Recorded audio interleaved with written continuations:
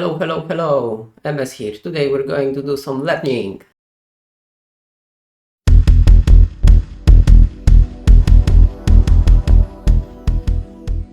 In the previous episode, I prepared my own development board with RPV 2040 cores. Today I'm going to show you high-level overview about this board, and we will write our own bootloader in just 5 seconds, thanks to the new AI tools. Let's see it. Boring! So, primary we have Southbridge. It contains single MCU RP2040. Of course, the MCU needs to be connected to power section. It provides 3.3 voltage to the core. The MCU from Raspberry doesn't contain internal flash that can be programmed, so it has to use external one. For Southbridge we are using 2 MB of external flash memory connected via single data rate QSPI bus. From the user perspective, firstly we have serial wire debug. This connector is necessary to flash our MCU until it will get its own bootloader. Also it's necessary to debug, to view registers and check what's going on with memory. Also we have 4 USB connectors. There will be 1.1 and it will be powered by HS8836A chip, which is very cheap USB hub. Also we will have some memory extension connected to the Southbridge and serial receiver and transmitter. I2C is the first external bus. We will connect to it some external devices like temperature sensors and maybe some others, we will see it. And as for user, to show that board is working, we have power LED, reset button, power on button, and the last one is audio chip. It's TLV 320 DAC 3203 from Texas Instruments. It will provide sounds input and also stereo output. Of course, USB requires to be powered by 5 volts, so we have additional power section. Next, we have Northbridge. It also contains RP2040 core, together with its own power section, also powered by 3.3 volt. But this time, this section is managed by Southbridge, so if Southbridge won't enable Northbridge, then Northbridge is not powered on. For flashing and for debugging we have SWD connector similar to Southbridge, and MCU from Southbridge is talking with MCU with Northbridge through 4-bit bus. Of course the MCU is same as in Southbridge, so also requires external memory. It will be 8 MB flash with double data rate QSPI. It should provide much more throughput. And the last but not a minor part is North bus. And this bus has its own external connectors, powered by 2 power supplies. One is providing 5 volts, another one is providing 3.3 volt for external devices.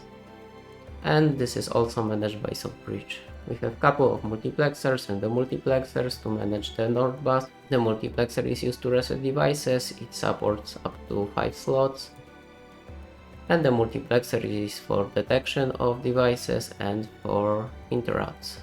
Reset and detection and interrupts are controlled by Southbridge. But we have one more the multiplexer on the North bus, and this one is connected to Northbridge MCU, which selects the device that it is talking with. Because the MCU from Northbridge is connected with external bus via 16-bit bus. It will provide a very high bandwidth, and it's necessary because I'm going to use some FPGA extension, also some video card, and we will see what more. In the next few episodes we will be working with the marked as green components because we will start to implement our own bootloader. It is necessary to provide own bootloader because I want to flash those MCUs via buses that are available on MSPCE board, so South bridge will be able to flash North bridge via this 4-bit bus, and MCU from North bridge will be capable to flash devices that are connected to external 16-bit bus. Let's see logical blocks on the real hardware. Fun fact. Did you know that the first computer roleplay game was P-Edit 5?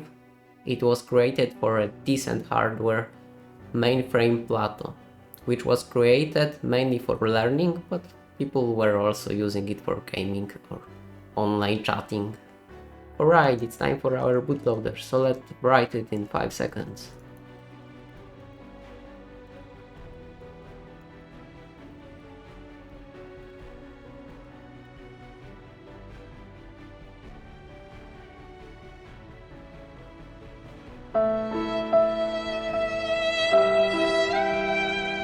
Right, so not very helpful. But in fact it gives us a basic understanding how the bootloader works.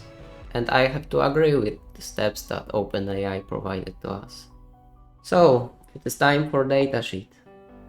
I will only show you where to find information. If you are interested, just read it, because there are too huge for YouTube video. So we have two chapters, 2.7 and 2.8. The first one is about hardware booting, the second one is about first bootloader that is embedded into RP2040 cores.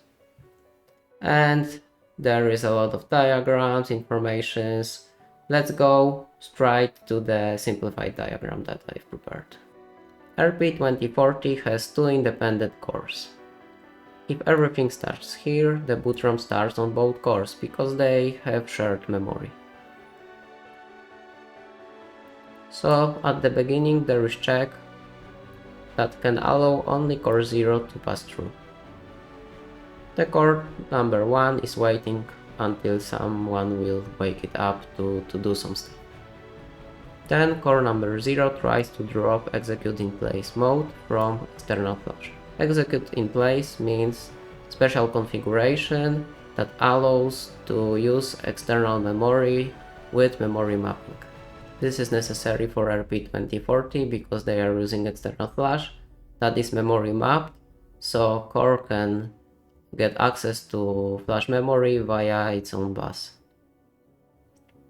After that, core is loading 256 bytes from flash to its own RAM memory and checks if the last 4 bytes that contains checksum are valid. If no, it goes straight to the USB boot mode and will be visible as a memory device connected to, for example, PC. But this is not the case for our board, because we don't have such external USB connector. We have this USB hub. So in our case, we will always go execution from RAM memory. So previously copied chunk of memory that was placed into SRAM memory is executed now. And this code starts. And purpose of that code is to initialize execute in place of the flash memory. That one that we previously dropped. Because we can use many vendors and each vendor can...